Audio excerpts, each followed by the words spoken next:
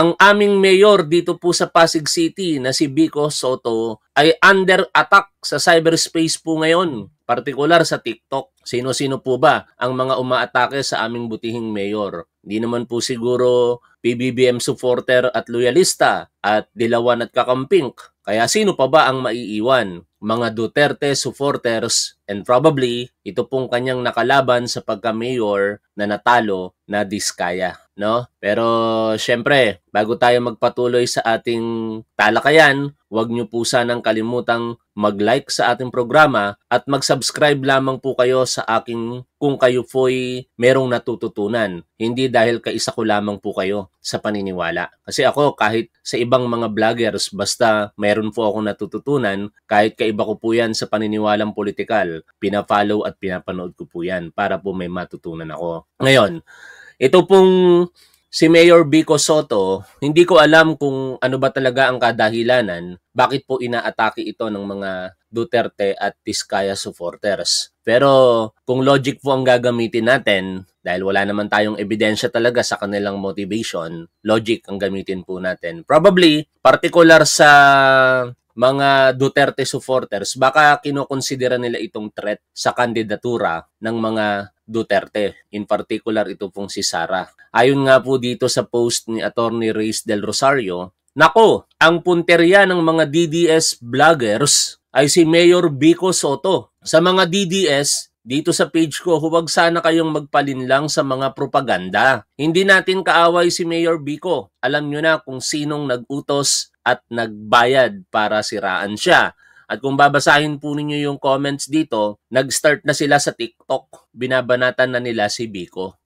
Kaya hindi po ito chismis, ito po ay isang katotohanan na nangyayari po ngayon sa cyberspace. At ito po, marahil, ang medyo ikinabuybuisit siguro nito pong mga Duterte supporters. Kasi dito po sa isinagawang presidential preferential survey ng Tangere, hindi ko alam kung bakit nila nilagay rito si Mayor Vico Sotto eh. Kasi common sense naman, kung hindi po kayo bobo, alam naman natin na hindi po makakakandidato si Mayor Vico Sotto sa darating po na 2028 presidential election. Masyado pa pong bata ang aming butihing mayor. Hinihimok nga po namin siya na kumandidato sa pagkasenador pero mukhang malabo pang mangyari dahil nagbitiw na po siya ng salita na sa darating po na halalan sa 2028, siya po ay hindi tatakbo sa anumang posisyon sa gobyerno. Pero basahin po natin ang saloobin dito nitong si Models of Manila na meron din pong exclusive interview sa kanyang first podcast dito po kay Mayor Vico Sotto at mamaya panonoorin din po natin yan.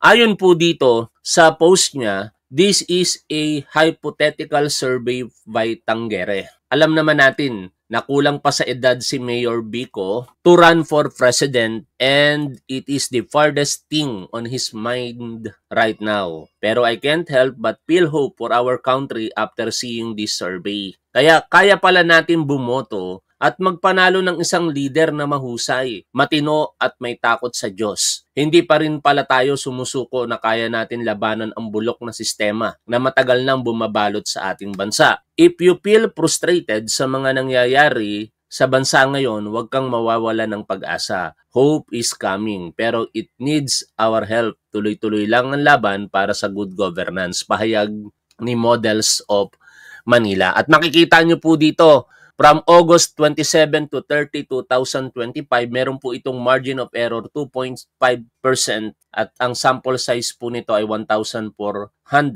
Ang nanguna pa rin syempre sa presidential preference ng ating mga kababayan ay si Sara Duterte, 36%, pero agad po itong sinundan ni Mayor Vico Sotto na 34% and the rest is 10% hanggang sa pinakamababa 1%. Dito makikita natin mga tol na talagang marami ang gumugusto kay Mayor Vico Sotto ng Pasig City. Kami dito po sa Pasig City, ramdam po namin talaga ang good governance at ang kanyang anti-corruption drive.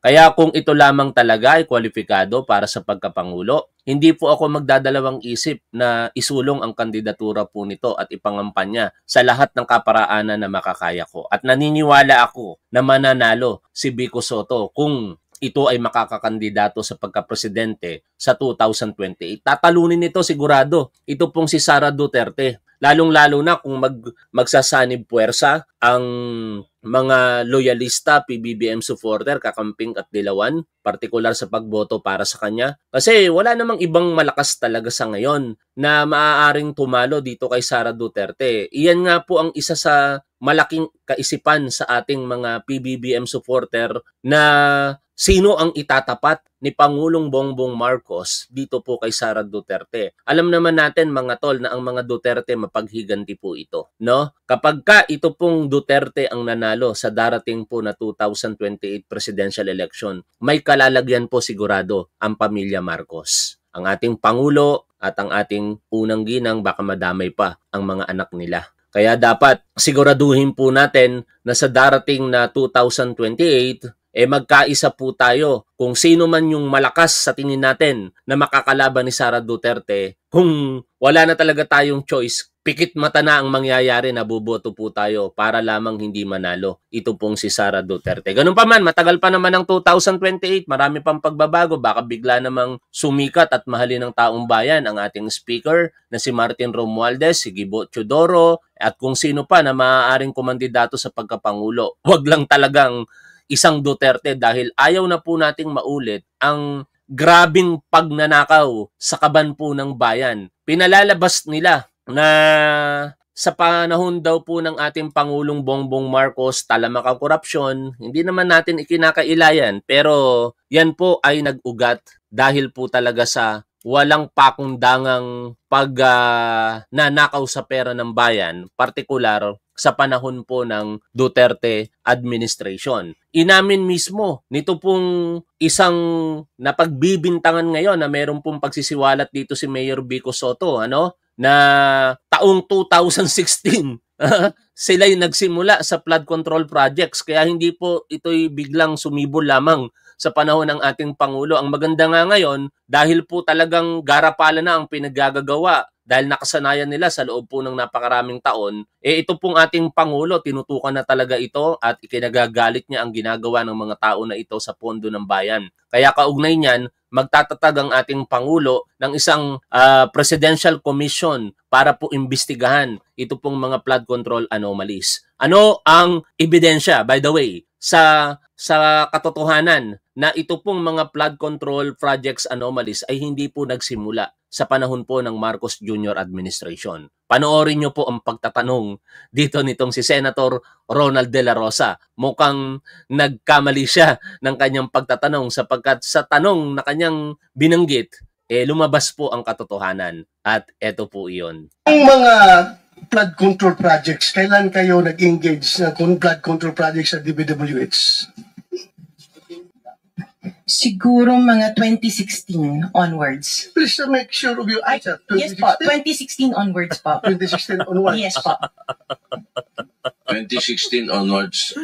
Hindi nakakibubigla si Ronald De La Rosa Nashock siya Akala niya siguro sasabihin ni Diskaya, 2022 onwards po. Pero ang sinabi, 2016 onwards. Grabe. Ulitin nga natin ito mga tol. Nakakatawa talaga itong nangyari na to. Projects, kailan kayo nag-engage na flood control projects sa DPWH? Siguro mga 2016 onwards. Please make sure of your answer. Yes po, 2016 onwards po. 2016 onwards. Yes po. 2016 onwards. Natatawa ako dun sa reaction ni De La Rosa natigilan Parang natulala mali yata yung sinabi ko Anyway, punta po tayo dito sa panibagong pasabog ng aming magaling na mayor dito sa Pasig City. Sana maunawaan nyo ako kung bakit ganito ako kalapit sa pagsusulong ng mga advokasya ni Vico Sotto. Kasi taga-Pasig ako Pasigenyo, ika nga. Kaya syempre, very proud lamang kami dahil magaling naman talaga. Whether you like him or not, magaling talaga ang aming mayor dito po sa Pasig. Ito po ang kanyang pasabog kaninang umaga. Sabi po ng aming mayor, medyo hindi siya kontento sa mga sinasabi. Sabagkat sabi niya nga rito, hindi daw po masyadong honest ito pong mga naimbitehang resource person. Mahaba ito. TLDR summary. Anong ibig sabihin ng TLDR?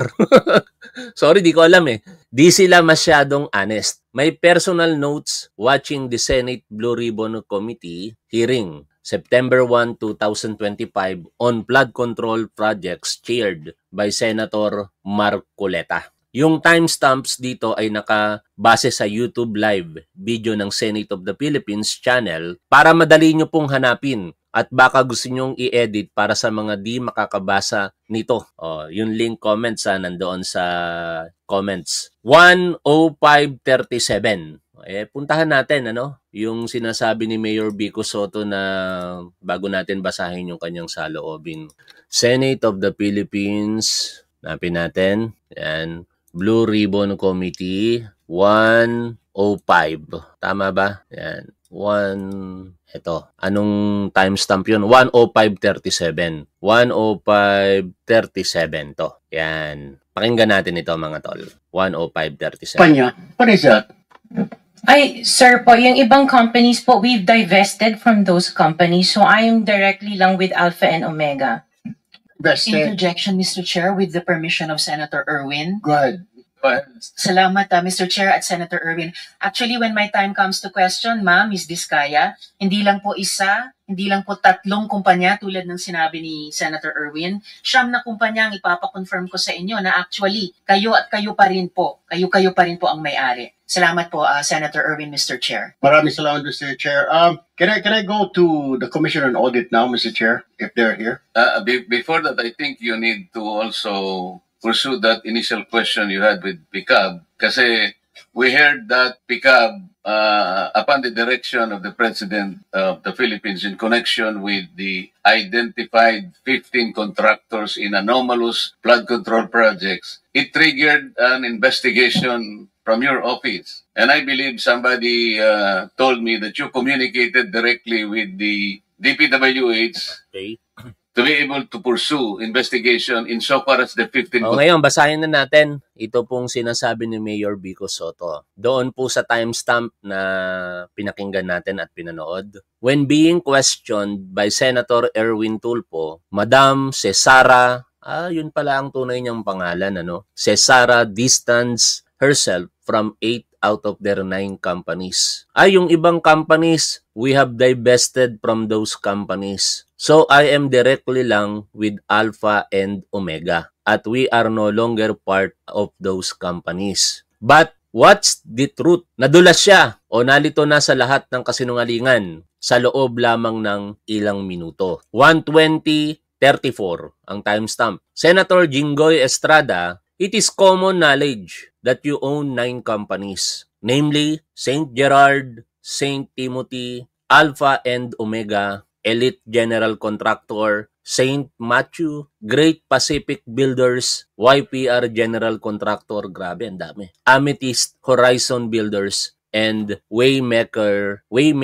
OPC. Am I correct? Madam Cesara simply answered, yes po. Senator Estrada followed up. Hanggang ngayon, until now, you own these 9 companies. Madam Sera once again admitted, yes po. Then, after only a few more minutes, her answer changed once again. 1:30:21. Senator Estrada, so you confirm lahat ng siyam na iyan, kayo o ikaw ang may-ari? Madam Cesara, part owner po. Ang kulit. Hindi ko alam kung ano ang pinagtatakpan nila pagdating sa pera nila. Pero halatang gumagamit sila ng mga dummy. This is not a complete list, but some highlights from the hearing. 1. St. Timothy. Senator Erwin Tulfo asked Madam Cesara if she understands what divesting means, to which she answered with an example. Katulad sa St. Timothy, kay Maria Roma ko ibinigay ang aking shares. Note, Miss Maria Roma Diskaya Rimando is Curly Diskaya's niece. 1:28:40. And when Senator Estrada later questioned Rimando, the truth became very obvious. She revealed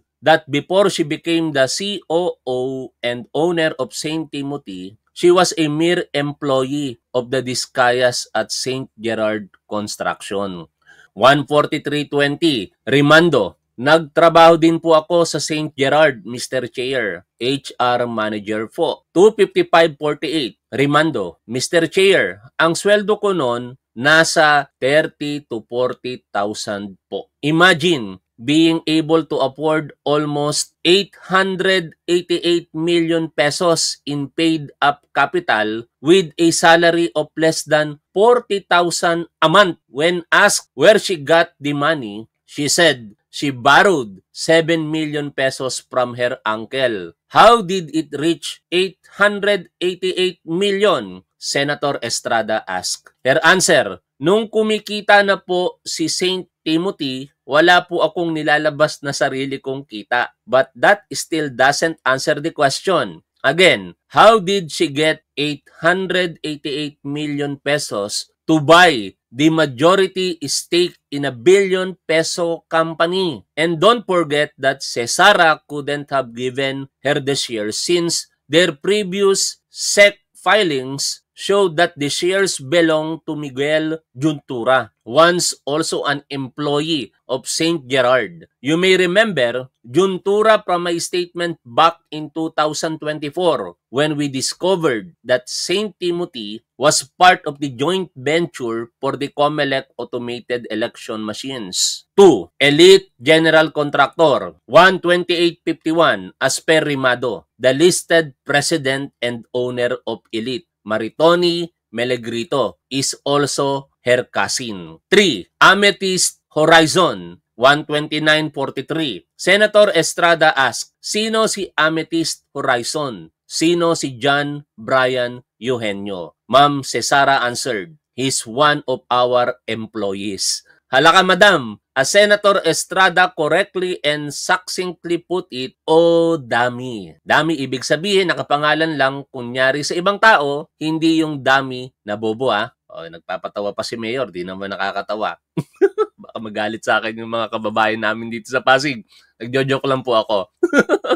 St. Matthew, number 5. Matthew Diskaya, also their son, is listed as the majority owner with 244.9 million pesos in paid-up capital. I'm sure there's more to uncover both with the Diskaya Group but also the system as a whole. I hope all relevant authorities act quickly before they get away. We will continue to do our part. Hindi tayo papayag na basta-basta na lang tatahimik at mawawala ang issue pagkatapos ng ilang buwan. Kailangan may managot. Contractors, and this is the very most important thing dito mga tol, very na, most pa. Hindi na po si Mayor Vico Soto nagsabi nun, ako na po. Politicians, hindi kasi pwedeng magawa po ito ng mga DPA, DPWH, public official na ito at mga kasabwat na kontratista nang wala pong kinalaman ng mga politicians dito. Mga mambabatas, partikular, kongresista o probably mga senador. At baka may mga local government executive pang damay dito No? Kaya dapat ang maparusahan po rito hindi lamang yung mga katulad ni Janet Napoles. Kasi nakalulungkot, may Janet Napoles nga naparusahan pero may isang politiko wala namang naparusahan. Si Jinggoy Estrada, convicted, nakaapila pa at ngayon nag-iimbestiga sa isang uri ng korupsyon. Di ba? Parang ang hirap tuloy isipin na ikaw ay convicted sa isang korupsyon pero ikaw ngayon ang nag-iimbestiga sa isang korupsyon. So anyways, yun naman aking opinion lamang. Tuloy po tayo dito po sa binabasa natin and DPWH and other government employees. Kung hindi, paulit-ulit lang tong mangyayari sa bayan natin for next hearing. By the way, may hearing po ngayon ang House of Representatives naman po. Alam po ninyo, itong mga hearing ng mga mambabatas na ito, sa totoo lang, for the sake of delicadeza kasi ilan sa kanila nai-involve dito no? Dapat di na sila nagsasagawa ng mga ganito Anyway, hearing in aid of legislation lang, pero dapat talaga independent body, no? Kasi lang baka magalit si Marcoleta. Alam nyo naman nagsalita lang si Kiko Pangilinan ng dapat independent body ang mag-imbestiga. Nagalit. At sinasabi niya na gusto mo lang ang posisyon ko, gusto mo sa'yo na. Pati si Lacson, kinagagalitan, inaaway. Anyway, siguro pasyonista lang talaga si Marcoleta na imbestigahan. Kaso lang pagka ang katanungan ay tumutumbok para sa mga Duterte, parang pinipigilan niya kahapon magsasalita yung mga resource person, partikular sa panahon ng Duterte, bigla niyang i-interrupt yung mga nagtatanong. Natatawa na lang tuloy si Tito Soto kahapon Tuloy ko po itong binabasa natin.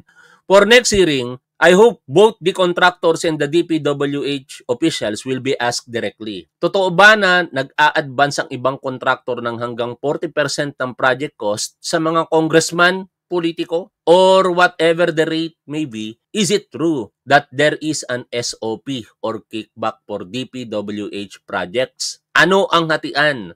Wala naman siguro nga amin pero malay mo. At para sa Diskaya Group, sana hindi lang si Madam Cesara ang ipatawag dahil mukhang mas may alam ang kanyang campaign spokesperson and DPWH project mastermind na si Curly Great Pacific Diskaya. O yan po pahayag po yan ng aming mayor dito po sa Pasig na si Vico Soto. At kaugnay po ng usapin sa mga Diskaya, maganda po itong interview ni Models of Manila TV sa kanya. Sana all, merong 1 million views. Biruin nyo, ganito kasikat si Mayor Vico. Sa aking paningin, baka kauna-unahan po ito ilan sa mga video ni Models of Manila TV na naka-reach ng 1 million views panoorin po natin ito mga tol. Nung last elections, Mayor Vico, hindi ko din in-expect na, I knew you were going to win, pero hindi ko din in-expect na ganong kalaki yung magiging lamang mo. I think you had 350,000 votes, tapos yung mga Diskaya naka 29,000, wala pa yatang 30,000. Did you expect na ganong kalaki yung lamang?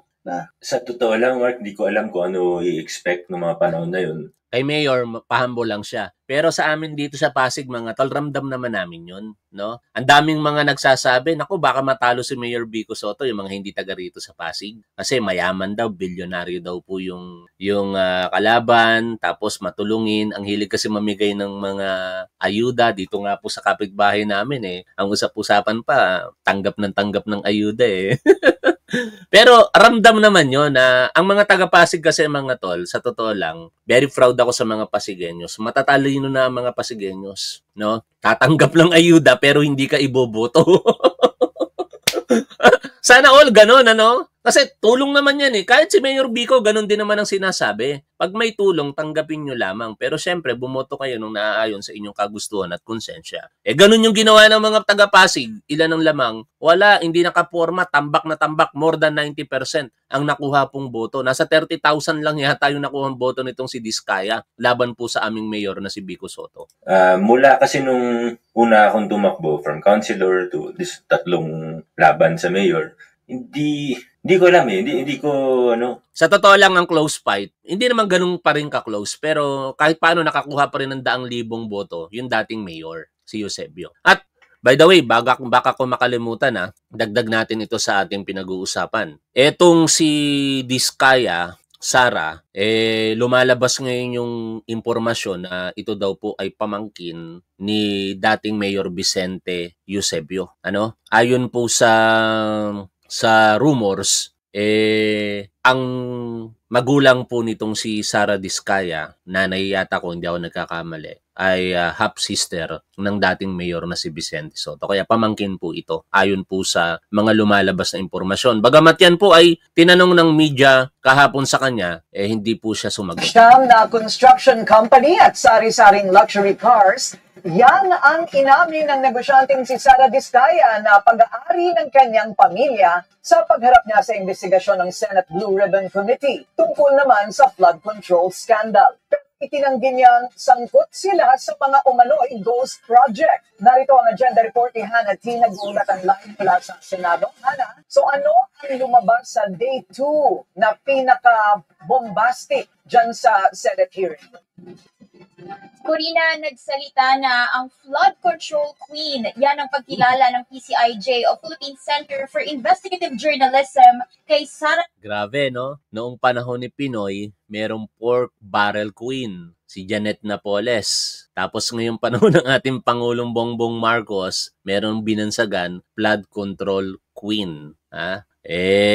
Sana talaga may managot po dito. Pero nagpapasalamat tayo sa ating Pangulo kasi dahil po sa kanyang pagsusumikap na mabigyan po ng magandang buhay ang ating mga kababayang Pilipino, eto na tayo ngayon, no? Bagamat talamak ang naging korupsyon sa flood control projects, tingin ko may mapapanagot dito dahil tutok na tutok po dito ang ating Pangulo Kanino ko ba napanood yung interview kay Ashley Corbin ito?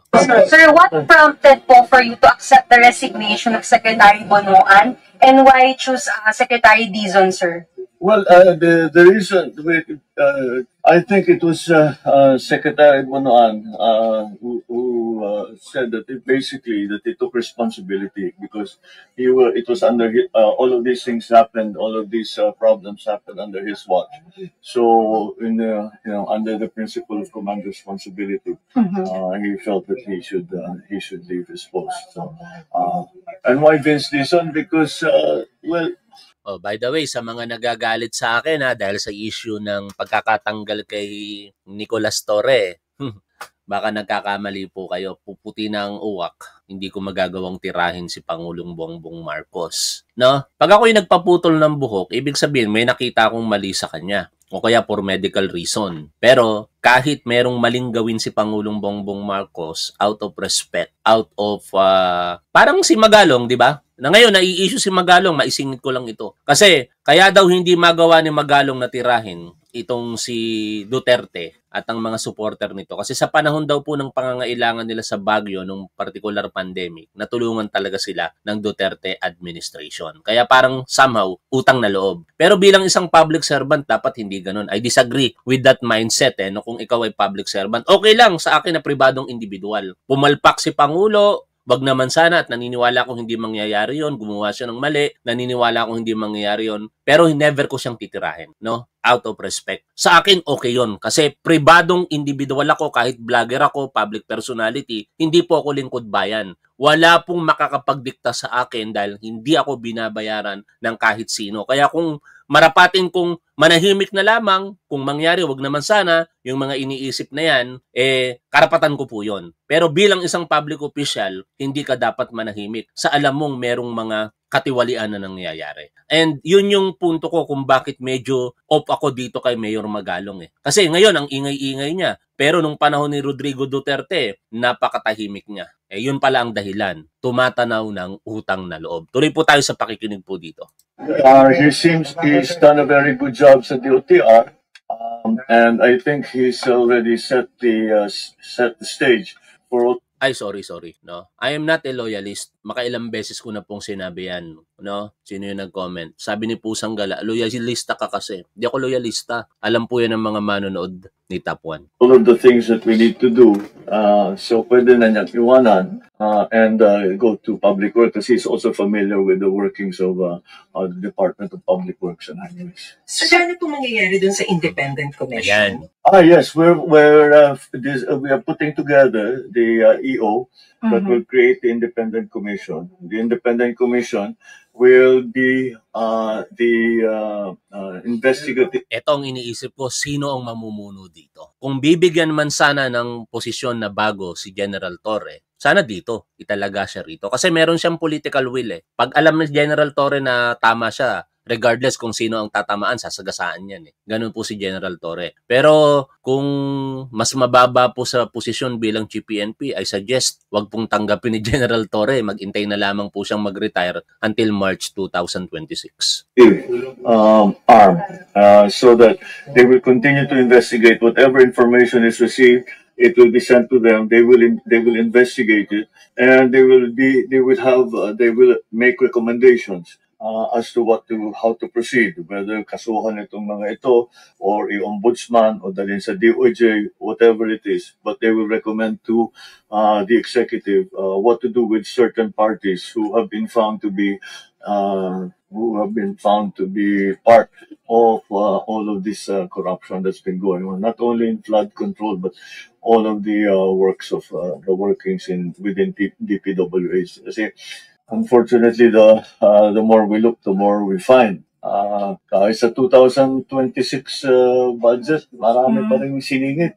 So, talagang grabe kapal ng mga pagmumukha ng mga tao na to, no? Biruin mo, nagpahayag na ang ating Pangulong Bongbong Marcos sa kanyang SONA, no? Na hindi niya palalagpasin ang sitwasyon na ito. Siningit pa rin. Kaya pala itong isang district engineer sa Batangas, ang lakas ng loob, no? Sinusuhulan ang isang multi-billionaire na kongresista, si Congressman Lebiste, no? Anak po ito ni Senator Loren Legarda, Leandro Legarda Lebiste, representative po ng 1st District of Batangas Province. Yun tuloy nangyari sa kanya. Na-entrap tuloy siya. Kasi bakit nang susuhol mga tol? Kasi alam niya na meron na namang insertion sa budget para sa 2026. Akala niya naman kakagatin ng kongresistang bata. Di rin nag-iisip yung tanga, no? Kasi katangahan talaga yun mga tol. Bakit kamo? Billionaire yung tao.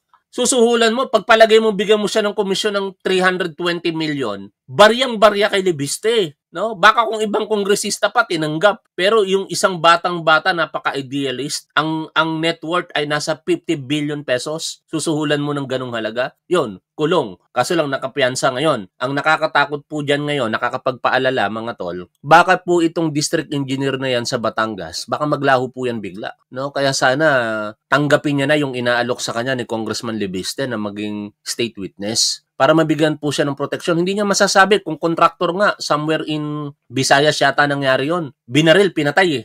Siya pa na district engineer lang. No? Kaya mag-isip-isip po kayo kung sakaling mahagip ninyo ito pong programa o kaya sana may makapagsabi sa inyo na malalagay talaga sa buhay ang alanganin sa alanganin ng buhay nyo dahil meron kayong personal na kaalaman eh, no? Iisipin kagad ng mga kasabot diyan, baka bumaligtad itong si district engineer, gawan na natin ang kaparaanan ito, ipatumba na natin. O, di ba? Pagka ganun ang thinking ninyo, malamang sa malamang sana mag-state witness kayo. Otherwise, manganganib po buhay ninyo. Really needs to be cleaned out properly. Sir, who will lead the commission po? Yung independent body po. Well, depends on how it's structured. 5 members ba, 7 members. Wala pang binabanggit si Pangulong Bongbong Marcos. Sino ang magli-lead? Wala pang binabanggit. Pero sana si General Torre. Sino mag-head, sinong chair. Pero kung sino man ang ilagay dyan ni Pangulong Bongbong Marcos, susuportahan ko yan. Sa ngayon, di ko lang magawang suportahan ng SILG na si Secretary John B. Cremulya. Kasi hindi talaga katanggap-tanggap yung nangyari.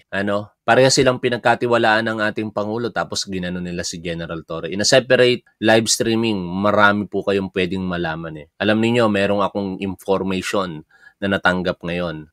Napakalalim ng impormasyon na yon, pero inaaral ko pa kung isa sa publiko ko eh. Kasi maaaring malagay sa panganib ang buhay ni Top 1 kapag isinapubliko ko yon. Ganun pa man, sa akin, isa sa dahilan kung bakit ayoko talaga sa kasalukuyang SILG. Hindi dahil sa mga impormasyon na yon, kung hindi doon sa sistema ang ginawa nila kay General Torre.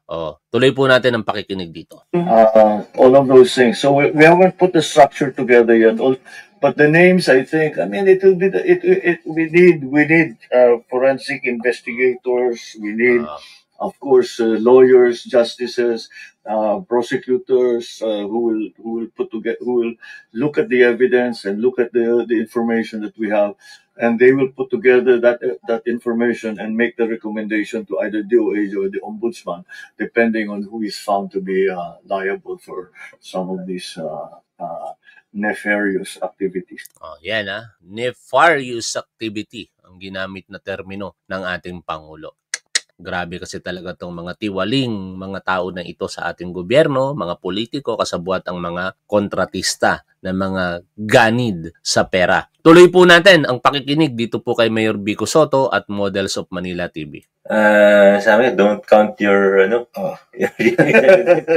yung kasabihan na yun? Don't count your chickens and your eggs. They hatch. Bago. Pangit ang pagkasabi ko. Ereksyon, joke lang. Hindi ko alam kung ano i-expect. Tingin ko naman kung sa gitna ng campaign period, kung tinanong mo ko, kung tingin mo ba lamang ka o hindi, ang magiging honest answer ko, tingin ko lamang. Tingin ko ba? Sa mga surveys din, diba? Lumalabas din naman nun. Hindi ako masyado ma-survey. Actually, hindi ako nagpapa-survey. Okay. Tapos yung mga lumalabas na survey, hindi talaga ako naniniwala. Sa akin, depende yan sa methodology. Depende yan sa kung sino nagpagawa ng survey. So, wala akong nakita. Lalo na sa local level. Sa national, may makikita ka pa na medyo credible. Pag sa local, medyo duda ako. Personal, ko lang naman yun. So, feeling ko noon lamang, siyempre, laki rin ng machinery. Nakita mo naman siguro kung paano yung gastusan nila. Meron ka bang Mayor? Kung taga-Pasig kayo, mga tol, makikita nyo yung laban nung nakaraan eh. Tapos kung hindi kayo taga-Pasig, iisipin nyo na malakas si Sara Diskaya. Kasi sa bawat kalsada, ang daming tarpaulin talaga. Tapos wala kayong makikitang mga tarpaulins, placard, signage ni Mayor Vico. Hindi siya gumamit nun. No? Pero si Sara Diskaya, grabe. Nagkalat, puro pula, mga mukha niya, iboto siya. Kaya feeling napakalakas eh. Pero paglabas ng halalan, wala. Sabi nga nung isang manonood natin, 32,000 lang ang bumoto kay Sara Diskaya. A ballpark figure, how much kaya ginastos nila nung nakaraang eleksyon?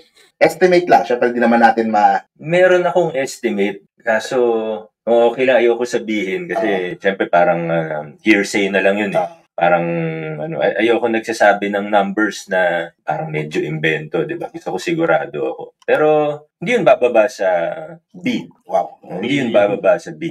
Grabe, no? So, tingnan natin. Pero mamaya pwede ko sabihin sa iyo, wala ko lang naman. Saka ito, sa totoo lang Iba pa yung number. Sa totoo lang mga tol, may kilala akong vlogger, no? Na tumanggap ng bayad. Hindi ko na itutuloy. Basta may kilala akong vlogger na tumanggap ng bayad at 6 digits ang pinag-uusapan po doon. Tuloy po tayo rito. First na yung pang-taunt nila, sinasabi ng mga ibang leaders nila, boss namin, handang gumastos ng ganito. Kaya nyo ba to? May pa nilang ganun. Hindi man sila mismo, pero yung mga tao nila, yung mga ganun. So, iba pa yun. Pero kung ganun kalaki ginastos, tapos na nakuha mong boto, ganun lang, parang... Pero sa akin kasi, ang problema ko dun sa style nila, binabalik dun sa lumang sistema na nalagpasan na. Na alam naman natin, di ba, kung bakit masama yun. Yung siklo eh. Maybe there's nothing wrong in spending per se, but it's the cycle that's wrong. Na ito nga, may siklo ng corruption, dahil alam nung mga ibang gustong pumasok sa politika na, ay, pwedeng, makakubra ka ng ganito kalaki, ito yung mga porsyentuhan dyan. So, alam nila ngayon kung magkano yung nagiging investment. Yung pagpasok sa politika, yung campaign, nagiging investment. And of course, if you have an investment, you're expecting a return on your investment. Kailangan mo ng ROI. Yung iba, kahit yung matitino, napipilitan ding mangurakot para pang tapat dun sa... Meron ding ganung thinking na, okay, matino, gusto ko gumawa ng tama, naku, kailangan ko gumastos ng ganyan.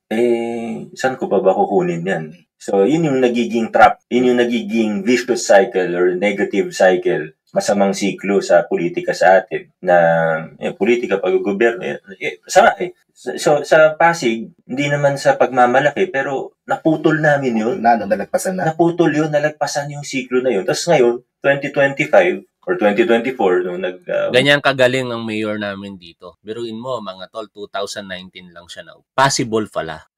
Sa loob lamang ng ilang taon. Unang termino niya pa lang, mga tol, naayos na yan eh. Kaso lang, sinubok agad eh. Lalo kung hindi dumating ang pandemic, nako, mas maraming nagawa si Mayor Vico Sotto. Pero syempre, dumating ang pandemic, kaya na-divert ang attention. Ganun pa man, ang isa sa ipinagmamalaki talaga ng mga Pasigueños ngayon, ito pong pamumuno ng aming mayor dito, wala talagang corrupt. No? Kung meron mang nakalusot, maliitan siguro at medyo baka hindi nakaabot sa radar ni Mayor Vico. Kasi wala namang gobyernong perpekto. No, meron talagang makakalusot at makakalusot diyan. Pero ang mahalaga, pag dumating sa kaalaman ni Mayor, kahit kaibigan niya, hindi niya sasantuin. Remember, meron siyang best friend.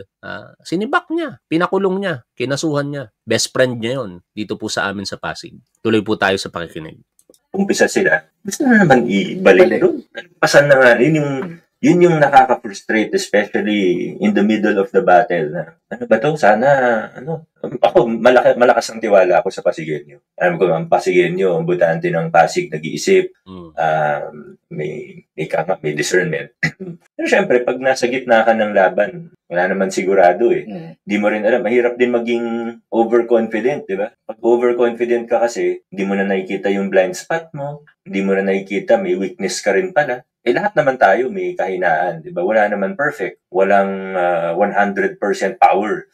Walang 100% setting sa mundo at sa politika lalo na. So, hindi pwedeng overconfident. So, yung akin, ang thinking ko, tatanungin mo, tingin mo ba lamang ka? Tingin mo malayo? Hindi ko, hanggat maaari nung mga panahon na yun, hindi ko siya iniisip. Sa tuloy lang ng kampanya. Basta ako, kung high gear lagi, high octane lagi, magsisipag ako, gagawin kong lahat ng mga kaya ko dun sa inline, dun sa alternative politics na sinusulong ng grupo namin na hindi ka ba magagastos ng malaki. Pero mga stage nyo, simple pa rin. Pag nanalo, nakapunta ka naman. Pag nanalo, Gagamitin natin ang laman ng kaban ng bayan 100% para sa tao, para sa magandang serbisyo. Huwag na natin lituin yung tao, huwag na nating... May paglilinaw pala ang aming mayor dito kasi kumalat po yung, at nagpapasalamat naman siya na meron daw pong surplus budget. Ito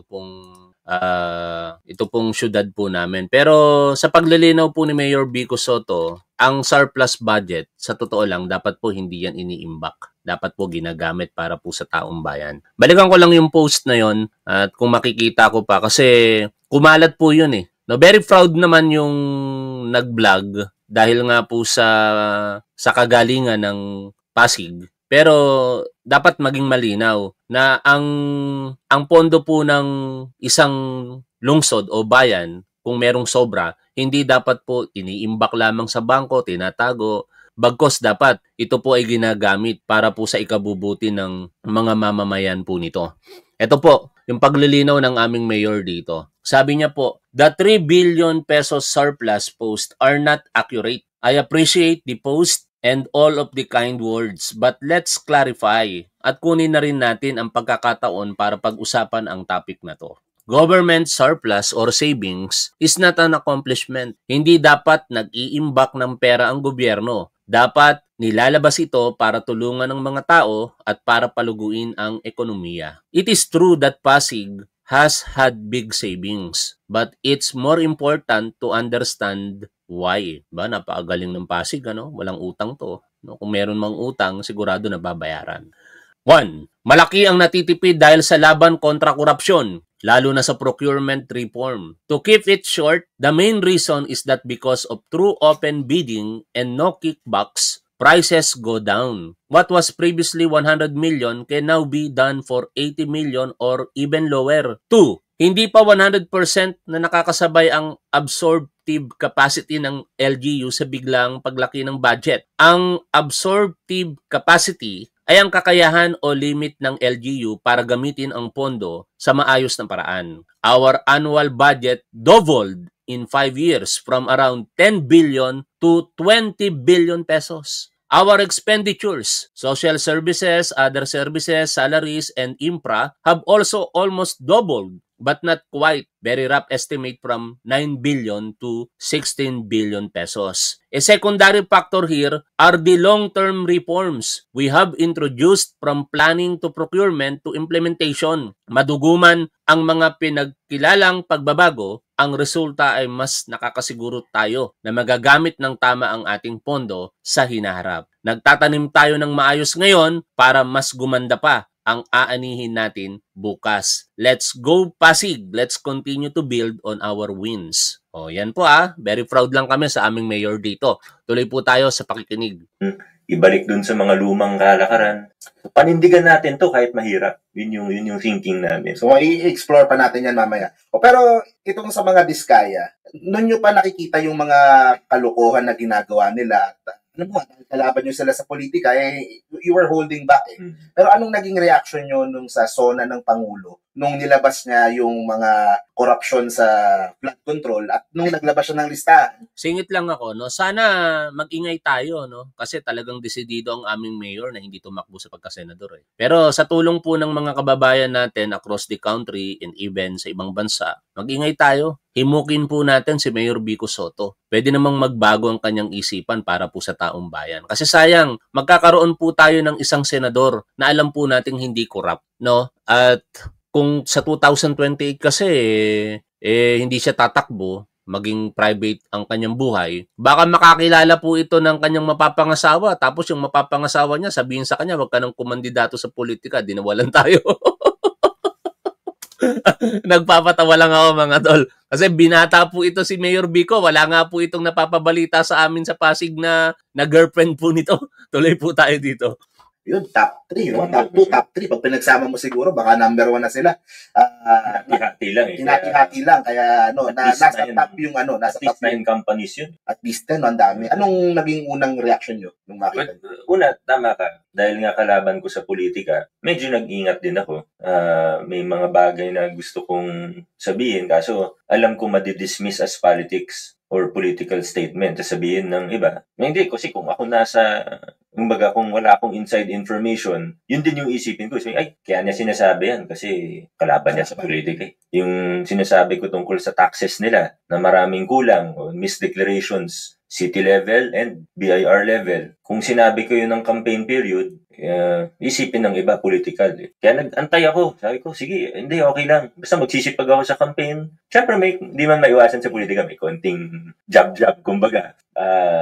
Pero yung mga, kumbaga, hindi ko ginamit bala ko sa campaign period. Hindi ko sinabi lahat ng alam ko tungkol sa kanila nung campaign period. Basta nag-focus lang kami kung ano yung game plan, kung ano yung mensahe sa tao. Hindi ko ginamit sa totoo yung mga bala ko laban sa kanila nung campaign period. Pero ngayon, gaya ng sabi mo, Pangulo na nagsasalita eh. Galit. Hindi natin nakikitang galit yung Pangulo, pero talagang galit siya sa Galit, yes. Kailangan samantalahin natin yung pagkakataon na habang Pangulo mismo ang nakatingin. Sabi ng isang manonood natin, Ilocana daw si Connie Sison. Connie Reyes, yung nanay po ni Vico Soto. Ganun ba? Kung Ilocana, malamang sa malamang, papanigan siya ng mga Ilocano. No? Kay Bossing Vic Soto palang, alam niyo mga tol, ang katotohanan, Ito, aminin na namin dito sa Pasig. Sa totoo lang, popularity talaga ang nagpanalo kay Mayor Vico noong 2019. No? Kasi hindi naman siya kilalang city councilor dahil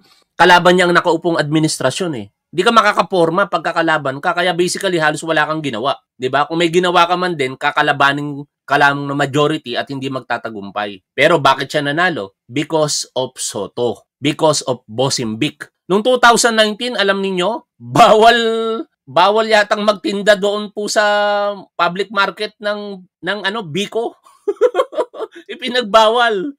Ewan ko kung rumors lang yun, pero yun yung nadinig namin Malayo kasi kami sa Pasig Market Pinagbawal daw yung pagbebenta ng Vico. Ganun talaga katotohanan. Pero ang maganda, nung manalo si Mayor Vico, nag-stand siya as Vico. Hindi dahil Soto siya. Hindi dahil anak siya ni Bossing Vic. Kasi talagang magaling No, kitang-kita naman namin dito sa Pasig yung kanyang kagalingan. Expose na natin to. Todo na to, kumbaga. Hindi na, kailangan may managot. At sa akin, sa dulo, yan yung, minsan kasi, tayong mga Pilipino, it can be good or bad, pero minsan hindi tayo, mabait tayo So, mabilis mo in a way, it's good, pero may aspeto din na hindi siya maganda kasi hindi tayo... Pwede na si Mayor Vico Soto tumakbo ng Pangulo? Hindi po. Medyo na-late siguro si Edgardo Pulgencio. Bata pa po si Mayor Vico Soto. Ang edad niya po yata sa 2028 ay 39 pa lang yata, ay 38. No? Tanong natin sa kay ChatGPT. 2028. Ay, nako. Nagkamali ako ng spelling. Hold. Sana mag-get ni ChatGPT. Hold yung ko. Dapat how? Ito, in 2028, he will turn 39 years old pa lamang. No? Kaya si Mayor Vico Soto ay short po siya ng isang taon para po sa age requirement na 40 years old para po sa pagka-presidente. Kaya nagtataka ako sa mga Duterte supporters bakit nila ginigiba si Mayor Vico. Maliban na lamang kung sila'y binayaran ng kalaban sa politika ni Mayor Vico dito o kaya naman natatakot sila na yung mga revelasyon ni Mayor Vico, partikular sa mga Diskaya, may madamay na mga Duterte supporters. Tandaan po natin, si dating Senador Antonio Trillanes meron din pong post kahapon sa kanyang Facebook page at ang binabanatan niya naman ang pinagkatiwalaan ni dating Pangulong Rodrigo Duterte na si Senator Bongo. Tuloy po tayo rito. In a separate live stream, pwede natin talakayin yan si Senator Bongo. Ay masyadong confrontational din, di ba? Pagka galit ka sa workmate mo, di mo naman siya kukumprontahin paparinig ka, isiraan mo siya behind this. May ganun tayong, di naman sa nilalahat natin, pero aminin natin, di ba? May konting ganun tendency tayo. Hindi tayo confrontational. Ganyan si Mayor Vico no? Hindi siya confrontational pagdating sa politika, sa halalan. Pero pagdating sa korupsyon, kita niyo naman yung confrontation na ginagawa niya ngayon sa mga Diskaya, di ba?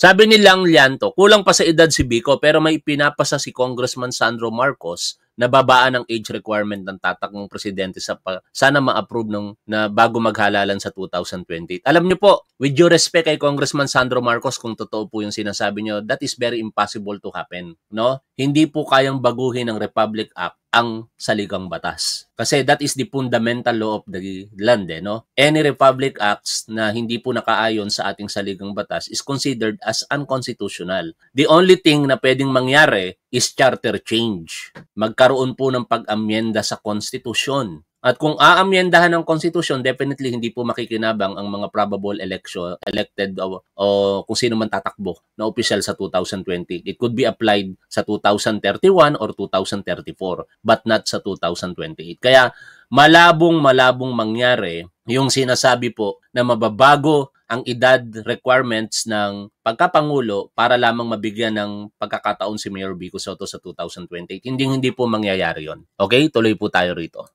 Pero sa larangan ng governance, sa paggogobyerno, sa government natin, sa ating pamahalaan, ito na siguro yung tamang panahon na maging confrontational tayo. At hindi lang dahil gusto nating mag-ingay, hindi dahil gusto natin gumawa ng issue, hindi dahil sa ano pa man, pero kailangan may managot para hindi na maulit. Kasi kung may mga gumagawa ng hindi maganda, makakapalang mukha. Hindi, depende rin kasi kung saan nanggagaling eh. Yung ibig sabihin, baka ma-misinterpret yung sinasabi ko. Ibig sabihin, yung pagnanakaw kasi, yung corruption sa pamahalaan, nagsisimula yan sa maliit lang naman eh. Yung mga nakikita natin ngayon na may ghost project na worth billions, may substandard, yung kumikickback o nagbibigay ng kickback na umaabot sa million-billion. Hindi naman yan nagsimula na may billion peso project kaagad. Nagsimula yan, baka kumupit lang yan ng 100 pesos kung saan. Hindi, wala naman malaki kaagad. Lagi ko nga sinasabi, everything good or bad that is big starts with something small. The big things of tomorrow start with little things today, good or bad. Kaya simulan na natin, ayusin natin.